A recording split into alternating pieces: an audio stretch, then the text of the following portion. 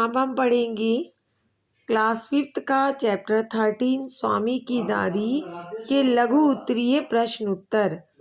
Part 2 है ये। Part 1 अगर अभी तक आपने नहीं देखा तो जल्दी से देख लीजिए, और अगर मेरे चैनल को लाइक सब्सक्राइब शेयर नहीं किया तो जल्दी से कर दीजिए। तो स्टार्ट करते हैं। क्वेश्चन नंबर 1, दादी कहाँ रहती थी? बच्चों पहला क्वेश्चन ही है। तो दादी बैठक और भोजन के कमरे के बीच कम हवादार अंधेरे गलियारे की बंद सी कोठरी में अपने सारे सामान के साथ रहती थी। क्वेश्चन नंबर 2 है, स्वामीनाथन को दादी के पास उसकी गोद में सर रखकर लेटने पर किसकी खुशबू आती थी? वहाँ वह अपने आप को कैसा महसूस करता था? मैंने 2 क्वेश्चन पूछे हैं बच्चों। तो पहले का आंसर देंगे, स्वामीनाथन को दादी के पास उसकी गोद में सर रखकर लेटने पर लौंग इलायची की खुशबू आती रहती थी। और दूसरा आंसर होगा, जिसमें वह अपने आप को बहुत प्रसन्न और सुरक्षित महसूस करता था।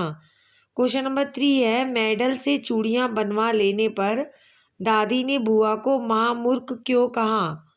तो उत्तर है, दादी ने बुआ को महामूर्ख इसलिए कहा क्योंकि मेडल इस बात की निशानी थी कि दादाजी पढ़ने में अव्वल थे, और जब तक मेडल रहता घर और बाहर के लोगों को प्रेरणा देता।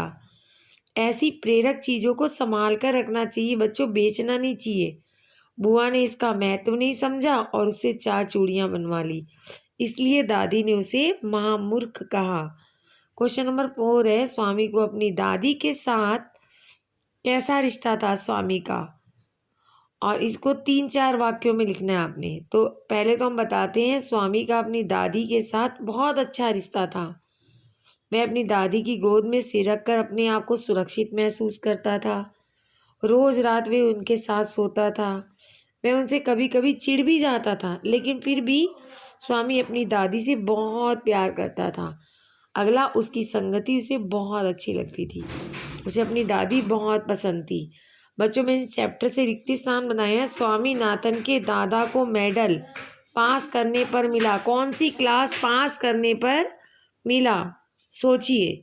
सेकंड है, बुआ ने मेडल को गलवाकर अपने लिए बनवाया। क्या बनवाया?